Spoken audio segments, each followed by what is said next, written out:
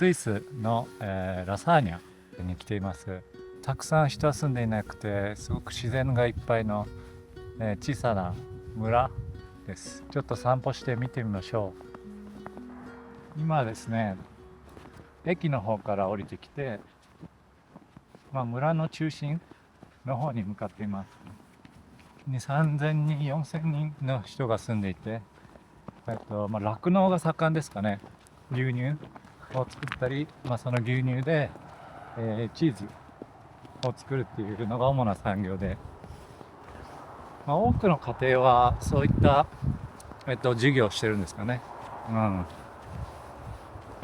今電車が通りました。あれが、ラショーダフォンというですね、一番近くの、大きめの町に届く電車なんですけど、1時間に1本走っていて、1車両だけ、ここに住む人たちの大事な足ですね。で、僕はここに来た時に脱輪事故があって、止まってしまった時は結構大変でしたね。臨時のバスが走ったんですけども、どこに行ったらいいのかさっぱりわからないとか、僕フランス語喋られないので、割と苦労しました。場所によって変わるんですけども、ここの西の側の一帯なんですけども、ここはフランス語圏、になっています。少し違う言葉を使ったフランス語を話しているということです。もう今匂いもその肥料の匂いとか牧場に行った時のような匂いがしています。今日はマイナス3度ぐらいですか。ものすごく寒いってわけではないんですけど、ずっと外にいるとちょっと風邪ひいちゃうなっていう感じになっています。で、あそこにはですね、スキー場があります。これは普通のお家で、あそこに建てられた1859年に建てられたと書いてあります。結構最近ということなんですね。それでこの辺りにはですね、野生の動物もたくさん住んでいて、絶滅危惧種になる動物だとかも住んでいたりするんですけども、ただその人もたくさんねやってくるので、気をつけないと野生動物がですね驚いちゃうことがあるらしいですね。特に冬のシーズンはですね、こんな厳しい状況の中で食べ物も少ないと、そういった時に体力を温存してなんとか乗り切ろうとしてるんですね。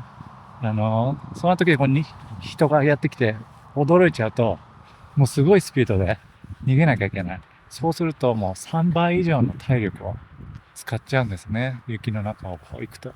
それでもう生きるのに必要な力がなくなってしまって、それで死んでしまうということも結構あるんですね。そういうことに注意してくださいよという看板も置いてあったりしますね。見てください。あれが牛さんです。牛ですね。もう完全にメスの牛ですね。この一帯ではですね、スイスの方は牛に慣れ親しんでいるので、牛の呼び方ももういろんな呼び方がもう段階ごとにあるらしいんですね。もう小さい牛、小さいメスの牛、今妊娠しているし、オス。日本でいうと魚にたくさんの、名前があるみたいに、成長過程によって名前が変わる。それぐらい、生活に密着した生物ということですね。こちらに、これはバーですかね。これはもうやってなさそうですね。はい、今やってきたところは彫刻師ですかね。石を彫刻するようなお店だそうです。で、この辺りはこうやって雪がたくさん降ることがほとんどなんですけど、到着した時にはですね、雪が全然なかったんですね。それでもう僕の友達もこれはもうおかしいと、春だよ、なんで雪がないんだとずっと言ってて、それぐらいちょっと気候の変動が起きているみたいなんですね。ここは牧草地だそうです。夏は草がたくさん生えて、ここで放牧して牛がご飯を食べる場所です。あちらが、馬のいるところです。今いましたね。頭良さそうな馬ですね。こちらを見てますね。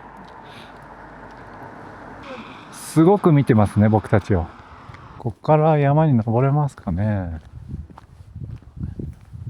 さっきあまり寒くないって言ってたんですけども、とっても寒いです。手が結構かじかんできましたね。やっぱり舐めてはいけないということで、ウルトラライトダウンとヒートテックと5枚ほど重ね着をしております。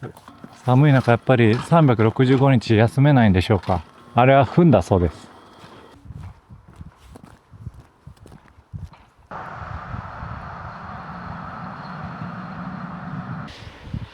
これが伝統的な作りの壁だそうです。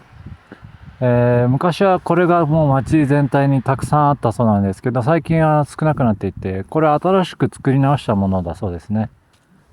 なんでなくなったんですか？作業量が大きいからちょっと大変だということで、なくなったみたいです。これがもともと昔の、塀だったそうですね。今はもうちょっと崩れてしまってますけども、これ修理するのもなかなか大変だったでしょうね。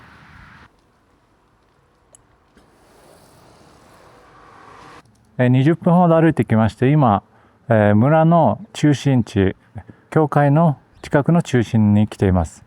で、村の構造としては、教会と学校が2つの中心の、になっていまして、その間は少しまた家が減ったりするみたいです。はい、こちらが教会です。700年ほど前に建てられたものみたいで、キリスト教のものだったそうです。教会の横にはお墓もありまして、今はですね、歴史的な建物として保存されているということです。こちらがですね、教会の上で実際に使われていたベルだそうです。1512年に作られて、重さ1350キロ。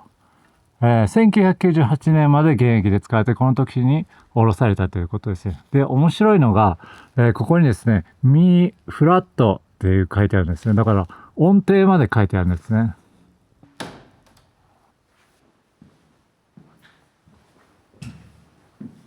はい、1948年に使われたステンドグラスですね。あの3つの木がこのラサーニャの象徴となっています。で、鐘が今鳴ったんですけど、鳴らす回数としては1時だったら1回、2時だったら2回、3時だったら3回というふうに、その回数を知らせるために鳴らしているみたいです。みんなで歌を歌う時にはそちらのオルガンを使うそうです。教会の作りとしてはタイプオルガンと声が響き渡って、きれいに聞こえるように設計されているということです。気温は11度ですね。外はマイナス3、4度なのでかなり暖かいです。雪も少し止んできましたね。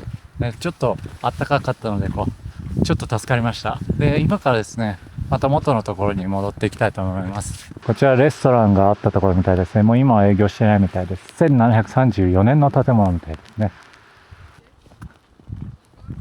あそこにですね、ピンクのものと水色のものがあって、これはカントリースキーですね。ずーっと10キロぐらいこの一帯を進んでいけるようになっているみたいです。駅に着きました。で、駅に着いたらですね、まずすることはこのボタンを押すことです。そうやって運転している人に止まってくださいと知らせるんですね。はい。そうすると緑のランプがつきます。これで OK なんですけど、ただですね、3分後消えてしまいますので、要注意です。で、今ランプを押したので、あちらのランプがついて運転手に知らせる仕組みとなっています。ここの運転手の方はもう長年この鉄道で働いている方のようで、もう地元の方はもう顔を見たら笑顔でヤッホーという感じで、挨拶してくれるようになっているみたいです。